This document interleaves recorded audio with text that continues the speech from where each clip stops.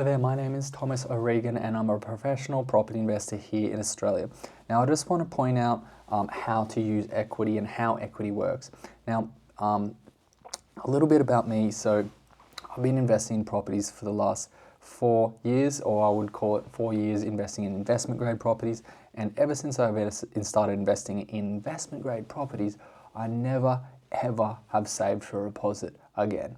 Okay, and how is that to the point where I'm at today, where me and my wife, we have 16 investment properties? How could I possibly have got there with purchasing my first one and then never saving never saving again?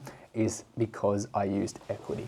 Now, let me just quickly break down how equity works. So, if you purchase a property, the property is inflatable, and there are other drivers that will increase the value of the property, but a big one that is inevitable and it will always affect everything in Australia and other countries as well is inflation. And if your property is affected by inflation, it will mean the property goes up in value.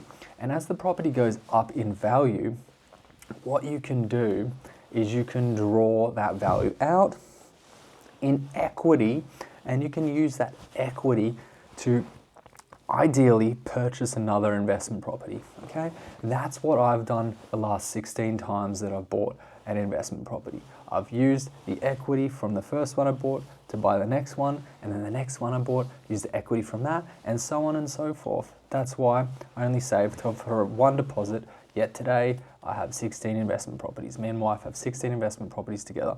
So that's pretty cool, right? So it is always going to be the hardest investment property you buy is always going to be the first, but once you get the first one, it becomes easier and easier after that, because what happens is the more properties you have, the more inflationary assets you have, the larger asset base you have, and the quicker it is going up in value because it's worth more. If you have $1 and it is going up at the rate of inflation, it's probably not going to go up much. But if you have hundreds of thousands of dollars, then it's going to obviously go up a lot faster.